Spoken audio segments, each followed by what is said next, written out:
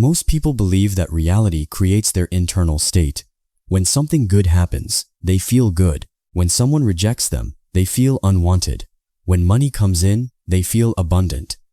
And when something goes wrong, fear immediately begins to take over. That's the direction almost everyone assumes it goes, outside in. But what if part of this process has been running in the other direction this whole time? Your inner state doesn't magically rearrange the universe, but it does change what you notice, what you expect, how you interpret people, how you behave, and therefore, what tends to happen next. That is what it actually means to live in a frequency. And once you understand the final piece of that cycle, you'll see exactly why changing your state can eventually make your life look completely different, even when nothing outside of you has changed yet. So, let's actually walk through how this works, and how it can actually affect you. The first thing most people get wrong is what a frequency even is. When people hear the word frequency, they immediately picture affirmations. Like, I am successful, I am abundant, everything is working for me, repeated for 5 minutes in the morning. And look, there's nothing wrong with that. But a sentence you repeat for 5 minutes can't easily overpower a state you've been living in for the other 23 hours and 55 minutes. A frequency isn't a thought you choose, but a baseline state you keep returning to when nothing is distracting you. It includes what you expect to happen, what your body does when uncertainty shows up, what meaning you automatically attach to situations, and how you behave in response.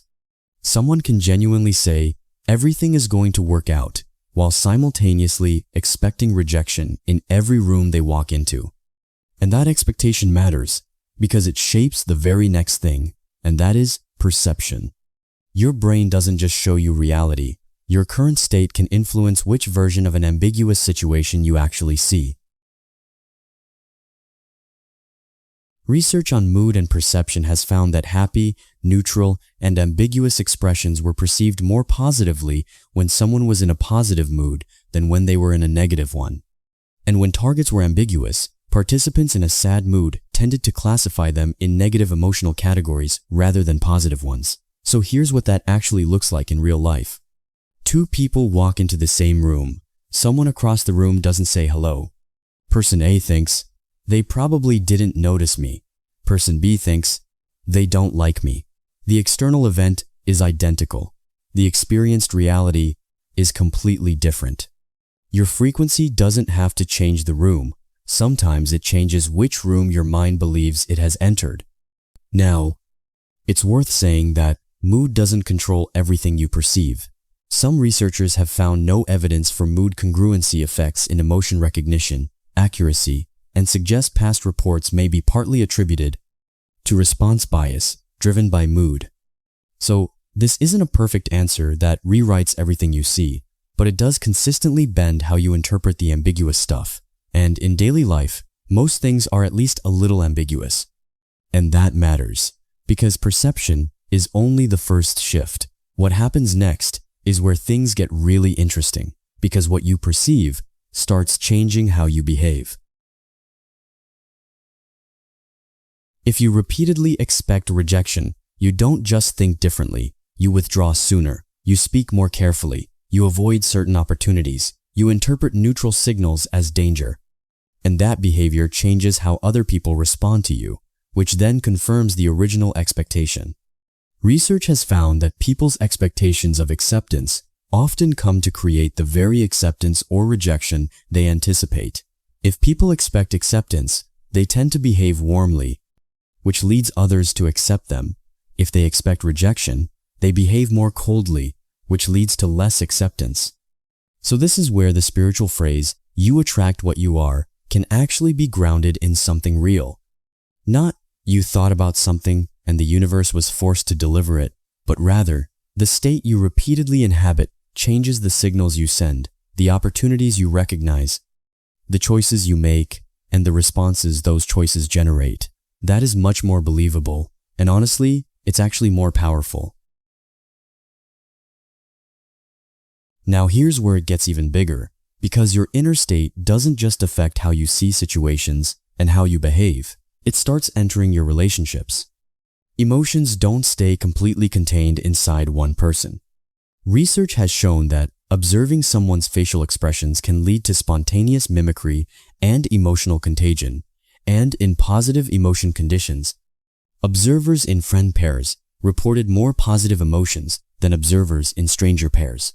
Greater physiological synchrony in heart rate and heart rate variability was also observed between friends than strangers in positive emotion conditions. So, your state enters a room before your philosophy does. If someone consistently carries tension, suspicion, or quiet resentment, people tend to feel it and respond to it, often without either person realizing why. And someone carrying calm openness and genuine warmth tends to pull a different kind of response from the exact same people. Those responses then feed back into the original person and reinforce whatever state they were already in. Internal state shapes perception, which shapes behavior, which shapes how others respond, which reinforces the internal state. That's the loop. And once you see it, you can't unsee it. But here's the part most people skip over, and it's actually the most important one. Trying to force your way to a higher state almost never works. Someone feels afraid but says, "I am fearless," feels angry but repeats, "I am at peace," feels deeply insecure but tells themselves, "I am confident," and then wonders why nothing changes. The reason is that changing a state isn't the same as suppressing one. Psychologist James Gross studied exactly this distinction, the difference between reappraising a situation, which means genuinely changing how you interpret it, versus suppressing the emotional expression, which mainly hides the outward signs, while the internal experience continues. Reappraisal actually shifted the emotional experience in experiments. Suppression didn't work the same way. So, spiritually speaking, you don't raise your frequency by pretending a lower state isn't there. The first real sign that your state is changing isn't that you suddenly feel amazing. It's that you catch yourself before the old version of you automatically takes over. That catching, that tiny pause, is where the real shift begins. Think about what normally happens when someone criticizes you. Old pattern. Criticism hits. It registers as a threat. An emotional reaction fires, and you respond defensively before you've even thought about it. New pattern. Criticism hits. You notice it. You observe what your mind is doing, and then you choose a response. That gap between stimulus and response is where everything changes. Research has found that emotion-congruent expressions are perceived to persist longer than emotion-incongruent ones, consistent with enhanced perceptual processing of emotion-congruent information, which means the longer an old state runs unchecked, the more it feeds itself. Awareness interrupts that. Before awareness, the old pattern runs automatically. After awareness, you finally have a choice, and repeated choices, made consistently over time, begin building a new default. And then, something strange starts to happen. You become a little calmer, so you interpret fewer ambiguous events as threats. You react less impulsively, so your conversations change. People respond differently to you, so you start noticing opportunities your previous state would have filtered out entirely. You take actions the old version of you would have avoided. Those actions produce different outcomes, and those outcomes reinforce the new state you're building. Research on emotional contagion suggests that positive emotion contagion is more likely to occur between close partners than negative emotion contagion. So as your state shifts, the emotional texture of your closest relationships can shift with it.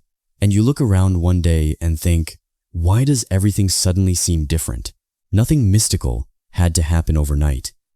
The shift accumulated. State shaped attention. Attention shaped interpretation. Interpretation shaped action. Action shaped response. And response fed back into state. That's the loop running in the other direction now. Positive emotion research has proposed similar upward spiral processes, where positive emotional experiences can broaden patterns of thought and action and help build resources that support later well-being. So, maybe manifestation isn't always reality appearing from nowhere. Sometimes, it's becoming the person capable of seeing, choosing, and sustaining a reality the old version of you repeatedly missed.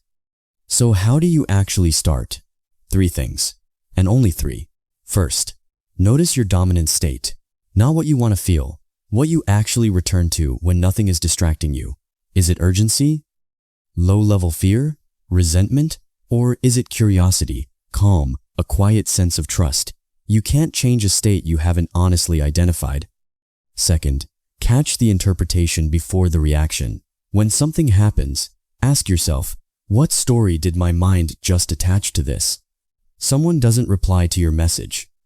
The fact is, they haven't replied. The interpretation, they're ignoring me, they're upset with me, I did something wrong. That's a story. Those are not automatically the same thing, and noticing the difference gives you the gap you need. Third, choose one response from the person you want to become, not what makes me feel better for 10 seconds. But if I already lived from the state I want to embody, what would my next action look like? That one question turns a spiritual idea into actual behavior. And behavior, repeated enough times, becomes a new baseline. Here's what the word automatically in the title actually means. It doesn't mean think positively tonight and wake up to a completely different universe tomorrow. It means something more interesting than that. At first, changing your state requires real effort. You consciously interrupt the thought. You consciously reinterpret the event. You consciously choose a different reaction, but eventually, the new response starts feeling more natural than the old one.